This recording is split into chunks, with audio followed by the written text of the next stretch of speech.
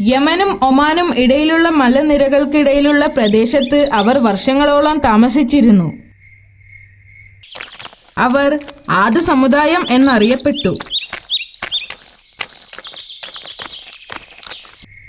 അവർ ശില്പനിർമ്മാണത്തിൽ വളരെ വിദഗ്ധരായിരുന്നു. വലിയ കെട്ടിടങ്ങൾ നിർമ്മിക്കുന്നതിൽ അവർ പ്രസിദ്ധരായിരുന്നു.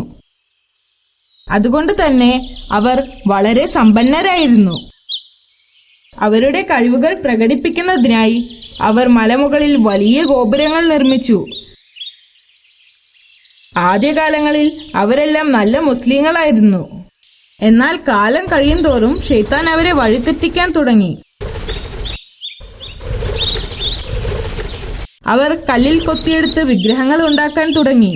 പിന്നീട് ഇവർ ഈ വിഗ്രഹങ്ങളെ ആരാധിക്കുവാനും തുടങ്ങി. അവർ അള്ളാഹുവിന്റെ മുന്നറിയിപ്പുകളെ അവഗണിക്കുകയും തെറ്റായ വഴികളിലൂടെ കടന്നു പോവുകയും ചെയ്തു. ആദ് സമുദായത്തിന് വേണ്ട ഉപദേശങ്ങൾ നൽകുവാനും അവരെ നേർവഴിക്ക് നയിക്കുവാനും അള്ളാഹു അവരിൽ നിന്ന് തന്നെ ഒരു പ്രവാചകനെ തിരഞ്ഞെടുത്തു. അതായിരുന്നു ഹൂദ് നബി അലൈഹിസ്സലാം. അദ്ദേഹം വളരെ ക്ഷമയോടുകൂടി ഈ ദൗത്യം ഏറ്റെടുത്തു. അദ്ദേഹം അവിശ്വാസികൾക്ക് വിഗ്രഹാരാധനക്കെതിരെയുള്ള താക്കീത് നൽകി. എന്റെ ജനങ്ങളെ, എന്തിനാണ് നിങ്ങൾ ഈ കല്ലിനെ ആരാധിക്കുന്നത്? നിങ്ങൾ നിങ്ങളുടെ കൈകൊണ്ട് തന്നെ ഉണ്ടാക്കിയ വിഗ്രഹങ്ങളെ ആരാധിക്കുന്നത് കൊണ്ട് എന്തു ഗുണമാണുള്ളത്? അള്ളാഹു ആണ് നിങ്ങളെ സൃഷ്ടിച്ചത്.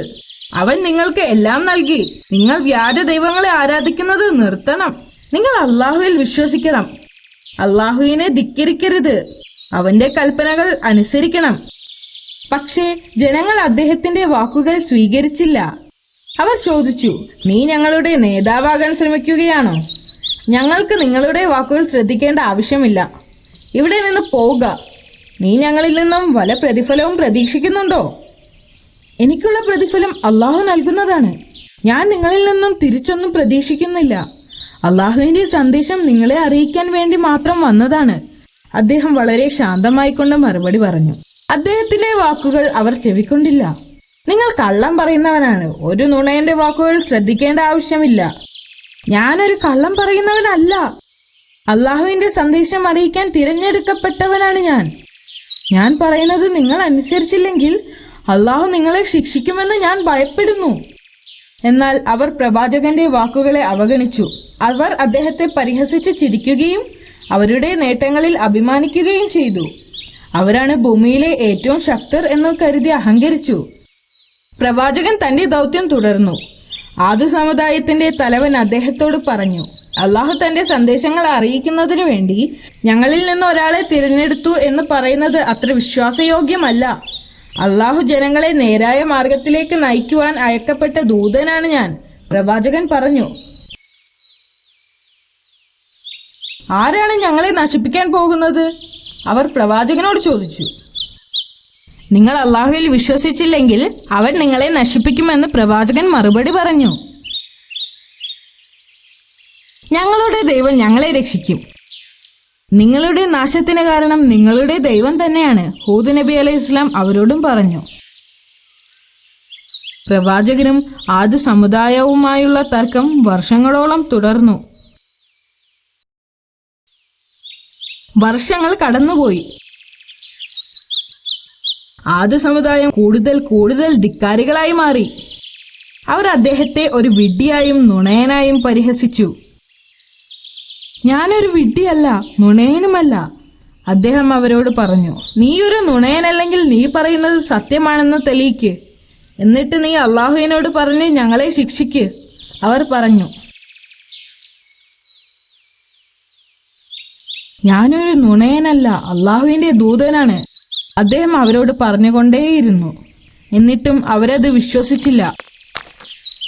പ്രവാചകൻ വീണ്ടും അവരോട് ചോദിച്ചു, നിങ്ങൾ പണിത ഭവനങ്ങൾ ശാശ്വതകാലം നിൽക്കുമെന്ന് നിങ്ങൾ കരുതുന്നുണ്ടോ?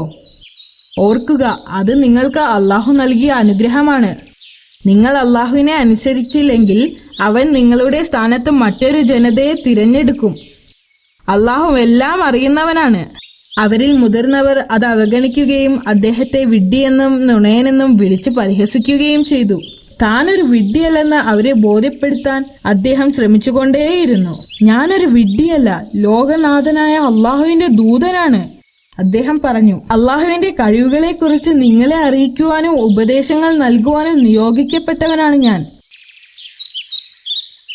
എന്നിട്ടും അവരത് ശ്രദ്ധിക്കാതെ തിരിഞ്ഞു നടന്നു. അവർ വിഗ്രഹാരാധന തുടരുക തന്നെ ചെയ്തു. ആദ്യ സമുദായത്തിലെ വളരെ കുറച്ചു പേർ മാത്രം പ്രവാചകന്റെ വാക്കുകൾ ശ്രദ്ധിച്ചു. അവർ പ്രവാചകനെ വിശ്വസിക്കുകയും അദ്ദേഹം പറയുന്നത് സത്യമാണെന്ന് മനസ്സിലാക്കുകയും ചെയ്തു. അള്ളാഹു ആ ജനതയെ ശിക്ഷിക്കുമെന്ന് പ്രവാചകൻ തിരിച്ചറിഞ്ഞു. അടുത്ത ദിവസങ്ങളിൽ ആ പ്രദേശത്ത് ഒരു വലിയ വരൾച്ച ബാധിച്ചു. മാസങ്ങളോളം മഴ പെയ്തില്ല. ചൂട് വളരെയധികം വർദ്ധിച്ചു. ചൂട് കാരണം മരങ്ങളെല്ലാം ഉണങ്ങി. എന്തോ പ്രശ്നമുണ്ടെന്ന് ജനങ്ങൾ തിരിച്ചറിഞ്ഞു. അവർ പ്രവാചകനോട് ചോദിച്ചു, എന്തുകൊണ്ടാണ് മഴ പെയ്യാത്തത്? ഇത്ര വലിയ വരൾച്ച ഉണ്ടാവാനുള്ള കാരണം എന്താണ്? അള്ളാഹു നിങ്ങളോട് കോപിച്ചിരിക്കുകയാണ്. നിങ്ങൾ അവനിൽ വിശ്വസിച്ചാൽ അവൻ നിങ്ങളെ സ്വീകരിക്കുകയും നിങ്ങൾക്ക് മഴ എത്തിക്കുകയും ചെയ്യും. നിങ്ങൾ കൂടുതൽ ശക്തരാവുകയും ചെയ്യും. വരൾച്ച വർദ്ധിച്ചു വന്നു. എവിടെയും ഒരു തുള്ളി വെള്ളമില്ല. ചെടികളും കന്നുകാലികളും നശിക്കാൻ തുടങ്ങി. ഇത് മാസങ്ങളോളം തുടർന്നു. അപ്പോൾ സത്യനിഷേധികൾ വിഗ്രഹാരാധന തുടർന്നുകൊണ്ടേയിരുന്നു. ഈ വരൾച്ച നീണ്ട 3 വർഷത്തോളം തുടർന്നു.